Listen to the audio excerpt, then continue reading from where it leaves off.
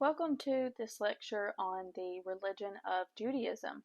Today we're going to cover a basic framework of the religion, including their beliefs and practices, the texts that they view as authoritative, and a little bit about the communities that are practicing today.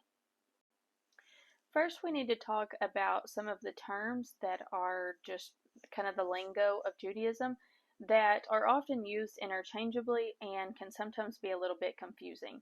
So I want to explain each one individually, and then hopefully that'll kind of cut down on some of the confusion. So looking at the first word or title of Israel, this could be referring to the nation state that now exists. It got its independence back in 1948. But aside from that, it often is referring to the group of people in the Old Testament that originated from the family of Abraham. And to be more specific, this was Abraham's grandson Jacob, who was later renamed Israel. So this is where the origin of the word Israel comes from. Later in the Old Testament, when the people of Israel had settled in the Promised Land, this was known as the land of Israel. This was their land.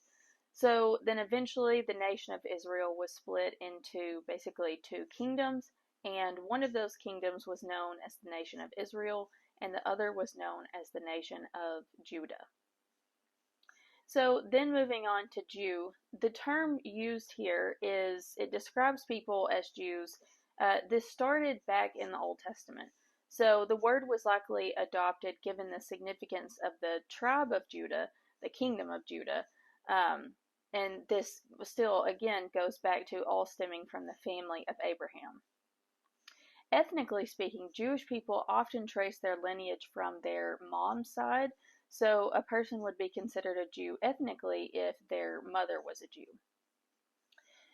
The first time we see in the biblical text the explicit mention of a Jew is in the book of Esther.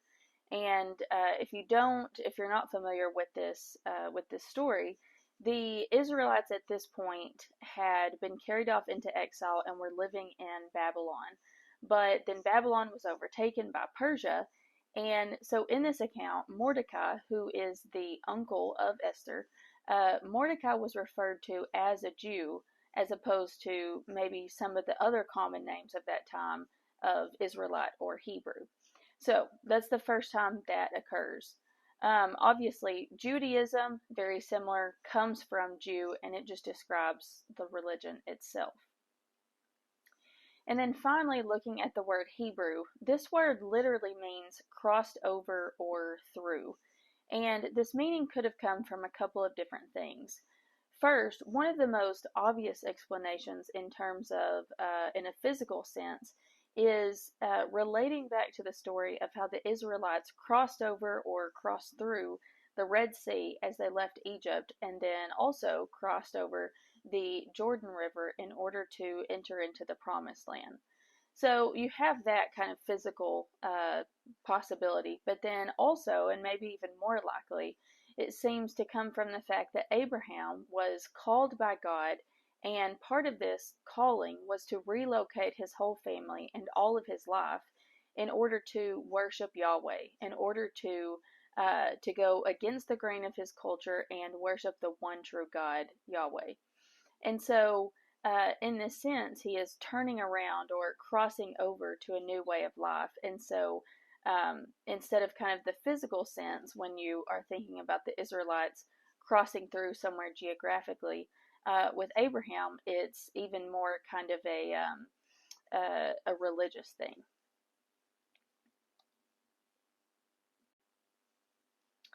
So, looking at the branches of Judaism, there are basically three main branches that are recognized today, and then a fourth one that is becoming a little more well known in the last while. Things can get confusing here because these branches tend to really differ from one another. They're a lot different than maybe in the Christian religion you would compare different denominations. These branches of Judaism are much more different compared to that. So the fourth branch is called Reconstructionism, and it tends to be more of a political leaning or a political thing than it is a religious thing. And so, because of that, we're not going to talk about that much in this lecture. So then looking at the three main branches, we're going to talk a lot about what some of these differences are, but they center around the question of how to be a Jew. Each branch is going to have different answers for this question. And this comes down to practical things such as what it means to keep the law, what is the Messiah, what is the prominence and the importance of the Torah, and what are some different ideas for the afterlife. So all very major ideas, but they often differ in each of these. So they all kind of share the same categories. You know, they're all asking the same questions, but they have different conclusions about how a Jewish person should live their lives and orient their lives around these truths. So then now looking in the chart, you can see the breakdown of the divisions of Jewish people in the United States as far as what branch they adhere to. So once again, this is just here in the United States, and there are, of course, Jews all over the world, but this diagram here is focused on just here in the States.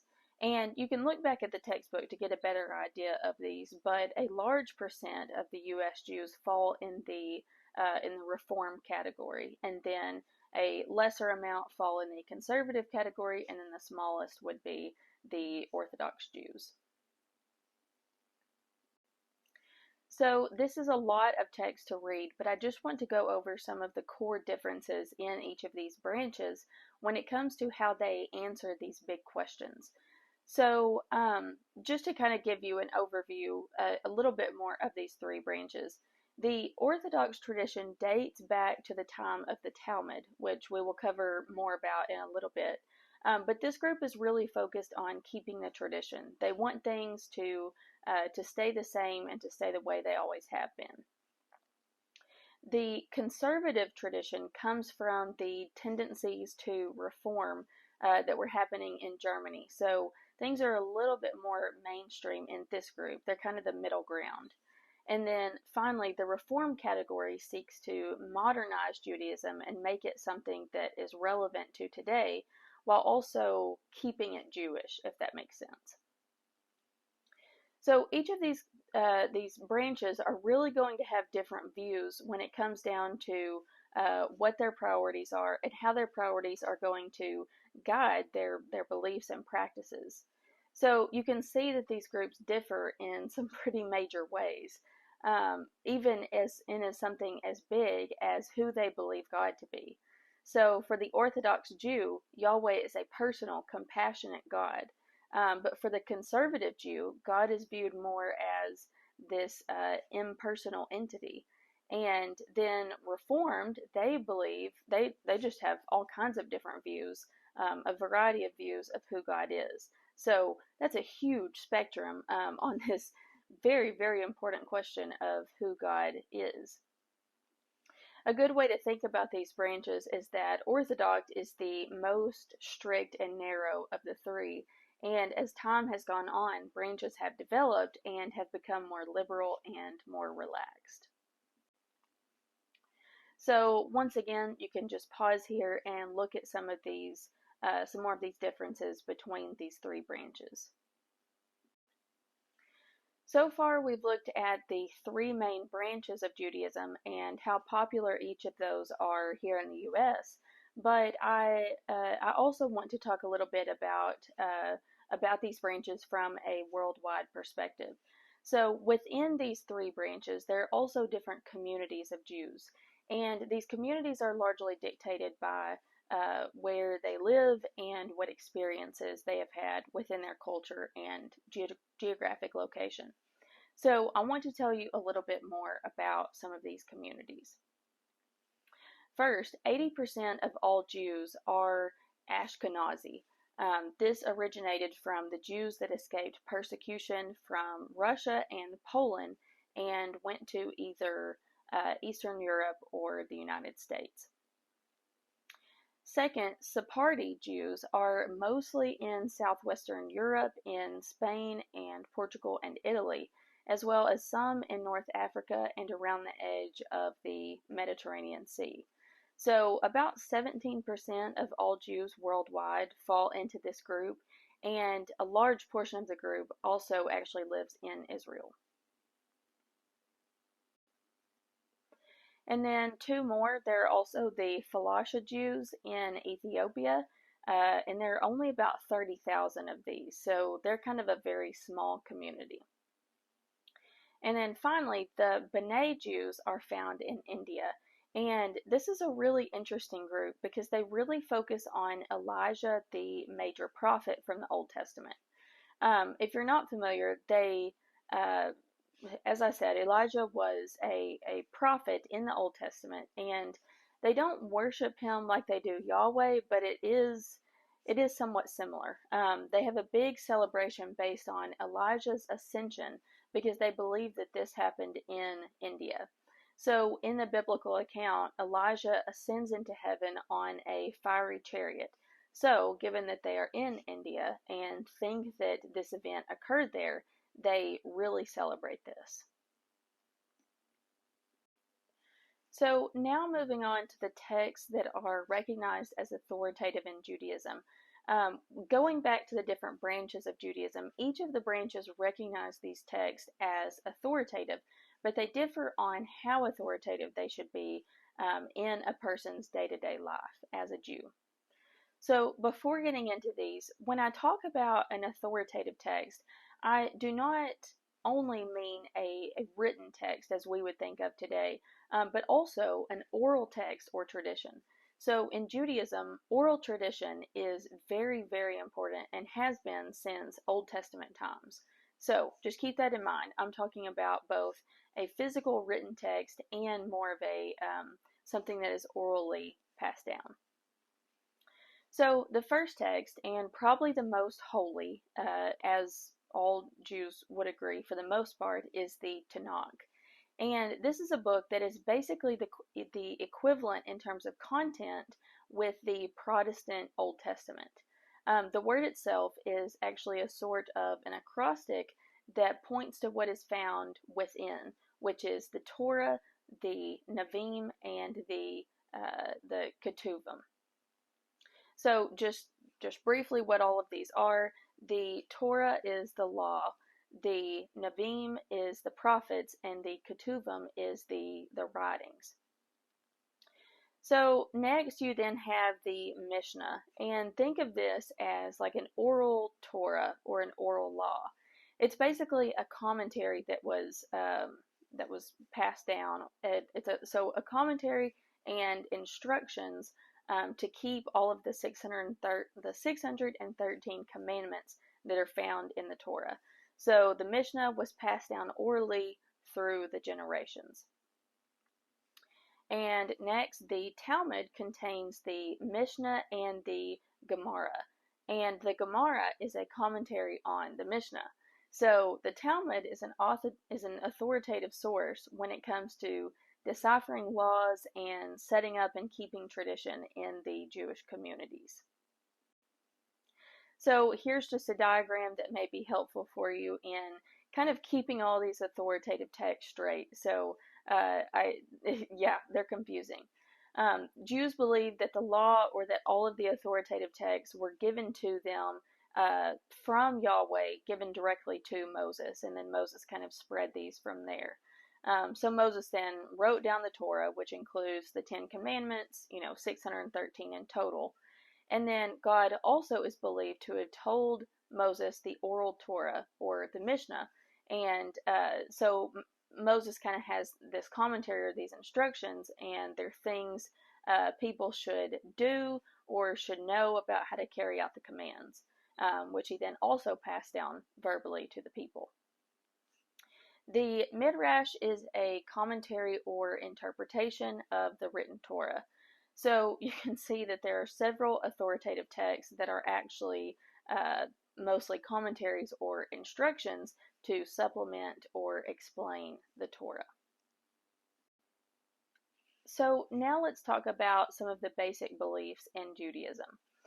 First, there isn't really a definitive doctrinal statement, and this is actually unique because though there are now differing branches of Judaism today, the religion itself has remained strong in terms of its rhythm and its shape and its culture for hundreds and hundreds of years. And so to do this without a central doctrinal statement is really surprising. The closest we have to one of these statements is the Shema, which is from Deuteronomy 6. And it says, "Hear, O Israel, the Lord your God, the Lord is one." And that's it. So, one probable reason for no doctrine statement is partially because the religion is based on the relationship between Yahweh and man. So, Jews believe that Yahweh chose their biological people group for his purposes.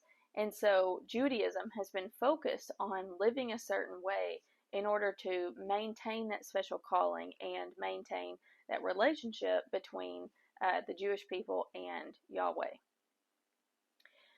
Looking at the idea of conversion into Judaism, it's actually a really long, difficult process. There are many steps to take, and it usually takes a couple of years under the guidance of a rabbi. So, if you're a male, you get circumcised in these years if you're trying to convert. And this is a mark of being God's people, and this is something that, once again, originates with Abraham. You also have to go before a rabbinic court and basically defend your knowledge of Judaism and explain why you want to convert to Judaism. And then you're given a ritual type bath where you are believed to be cleansed and purified. And this comes from back from one of the Jewish holy texts that they see as authoritative. And then you, at least informally, take on a Jewish name. So there's a name change involved as well. And actually, the whole idea of conversion to Judaism brings us back to the diversity of the branches, because the Orthodox view would be that if you are not ethnically Jewish, then you're not one of Abraham's descendants and you can't or shouldn't convert. So then, as you can imagine, some of the more liberal groups or liberal branches are less strict on this. Finally, Judaism is a monotheistic religion, and this is incredibly important to the religion. You can see this when I talked about the Shema. There's only one true God, and that is Yahweh, and this is very important and must be affirmed by anyone that adheres to Judaism. A little bit more on basic beliefs. One of the closest things that Judaism has to a doctrinal statement is these 13 rules or declarations that Jews would be familiar with, at least. The first four are focused on the very important claim that Yahweh is the only true God and there's no one like him. We'll see in the next module how this actually differs from Christianity, in that Christians believe in the Trinity and that God is three in one. Looking further down at number 12, this is a belief that Jews still have today, that a Messiah will come. The Orthodox Jews are going to be the most devoted to this idea, of course. So this comes from specific passages in the Old Testament, several of them being in Isaiah, that talk about a messianic figure coming and reigning over his people and making all things right. And while the Jews differ on what exactly this will look like, overall they do not believe that the Messiah has come yet. So unlike Christians, Christians believe that Jesus of Nazareth was the Messiah. Jewish people do not. So here's just an interesting snapshot of Hebrew text so that you can see how it is different from the English language. This is the 12th doctrinal statement that we just covered about the arrival of a Messiah. If you're not familiar with the Hebrew language, you can see that they don't use the same alphabet that we do, and they actually read from right to left, another thing, unlike we do. So this is kind of a literal translation of the Hebrew here, and just to read it, it would say, I believe with complete faith in the coming of the Messiah, and even though he may delay, despite that, I wait for him every day that he will come. So there's that. Now that we've covered the major beliefs, let's look at some of the practices. These practices are very definitive and are meant to be holistic. So remember that Judaism is about keeping a proper relationship with Yahweh. So proper relationship between Yahweh and mankind. So the practices are meant to bring your whole self into that relationship and maintain it. And the practices are also meant to set the Jews apart from the rest of the world. And remember that from the beginning, this has been the mission of the Jews. The Jews want to be a people, or they were a people group that were uniquely chosen and set apart by Yahweh. And so their practices, even still today, continue to reflect that. So looking at some specifics, first I'll talk about prayer. There are quite a few different modes of prayer for Jews, including standing and kneeling, and then actually standing up on their tippy toes, or up on their toes. The idea behind this one is that the person is earnestly showing that they are trying to get as close to God as they can, even in this physical embodied sense. And I've linked some videos so you can see some of these practices actually being done, such as at the Wailing Wall, which you may have heard of. Also during prayer, there is a talit, which is basically a shawl that can be worn during prayer, and it is white with blue lines or stripes on it. There are also tassels on the end. And it's worn over the shoulders and over the head during prayer, usually for Orthodox Jews, and it is required for males but optional for females. So you can see there are links to all of these. Another one is the tefillin, and it is a complicated looking strap with boxes called phylacteries that are tied to them. So Jews will sometimes tie this leather strap around their hand, or their arm, or even their bicep. And the box is meant to keep scripture in it, like passages from the Torah. And the idea behind this is for a person to keep the Torah close to one's heart. So then, moving on to some other practices. The household is considered to be the center of Judaism. And remember, this still goes back to Judaism being very relationally oriented.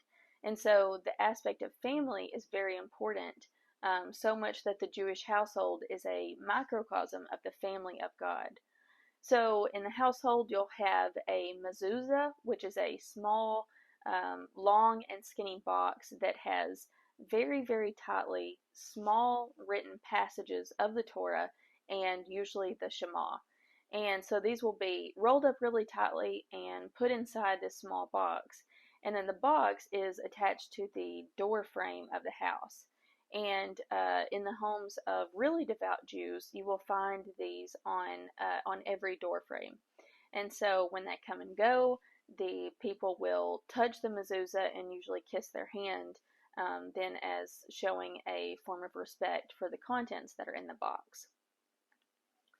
There are also food laws in the Jewish household, and so these are kosher foods, which are the foods they are allowed to eat. And then there are tarifa, which are foods that they're not allowed to eat often. These include any kind of animal. Interestingly, Jewish households are also not allowed to mix milk and meat products of any kind. So in super devout households, this is crazy, you'll actually find 2 complete sets of kitchen utensils and bowls and pots and pans, and even 2 different sinks to make sure that these things never ever mix. And then finally, there are 9 major festivals throughout the year, with the Passover happening in early spring. And the Passover is by far the largest festival that they celebrate. Finally, we come to practices that occur in the synagogue. And The synagogue is used a lot more than we would think of a church being used in the Protestant Christian tradition.